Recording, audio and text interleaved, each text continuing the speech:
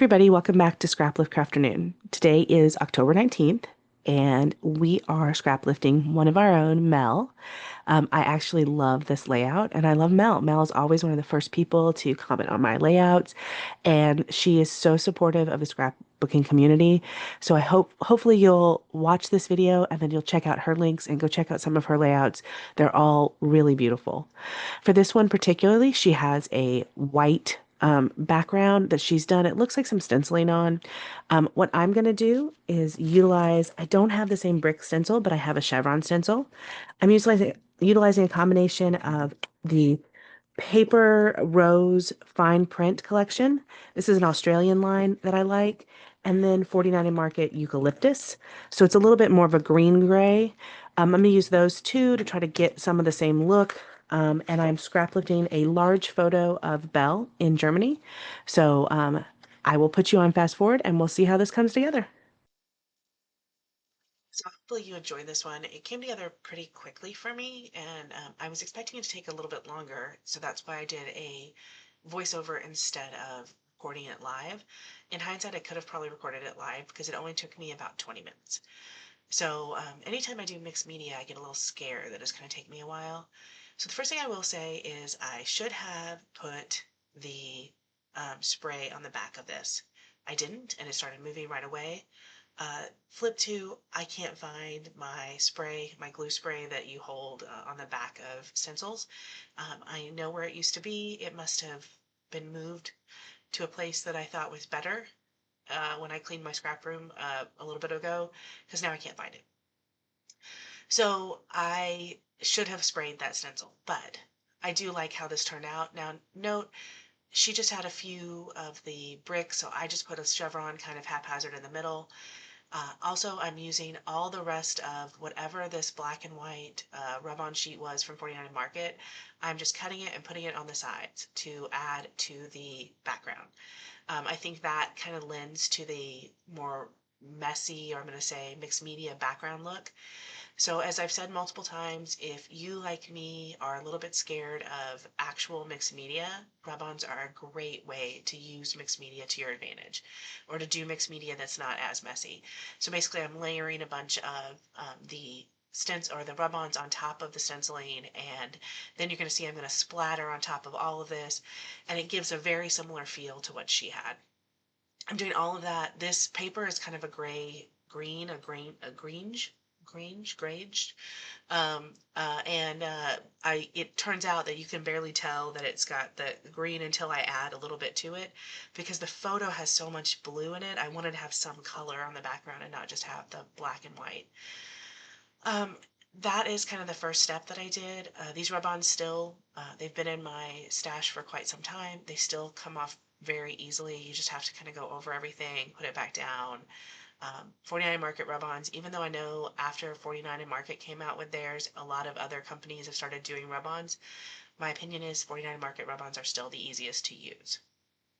Plus they have the full sheets. If you ever watch T do rub-ons, she has done it where she's taken a full 12 by 12 sheet of rub-ons and just put it on a white paper to create a background paper. That's also a super good way to use these. I know I've used it where I've taken an entire 6 by 8 page. So here's me adding some gray splatters. She has some black splatters on hers. I have this Nouveau gray soot splatter, and I use that all around to kind of add a little bit of the splatter look. Sorry, the camera keeps focusing in and out, but it is basically going to have some gray splatters on it. And so that's my background. So I'm going to let that sit there, and I'm going to work on the other parts of it. So I'm going to give a white border to this, and then I'm going to mat it in black. Now she has on hers a really kind of funky border around hers. I didn't have the paper to do that. I couldn't find any black and white paper. So this is kind of the best I can do. And then using this and the book print from the Paper Rose, it's black and white. It's all books and text based, so it's fun.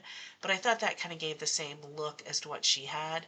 And because Belle was studying in Germany, I thought it kind of went with the point of the layout. So this is like a bookshelf. paper, but it is the black and white, and so it does kind of go with what Mel had. It's a little different. I had to peel off a sticker that somehow was on that paper and right where I needed to have the cut.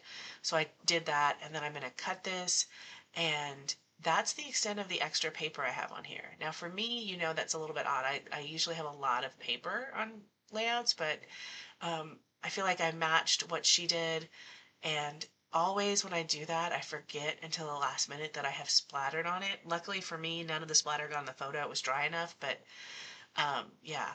So I have a little bit of these rub-ons left, and I have the word awesome, the definition awesome. So I'm going to use that at the top. And then I'm going to find two puffy word stickers that say remember today.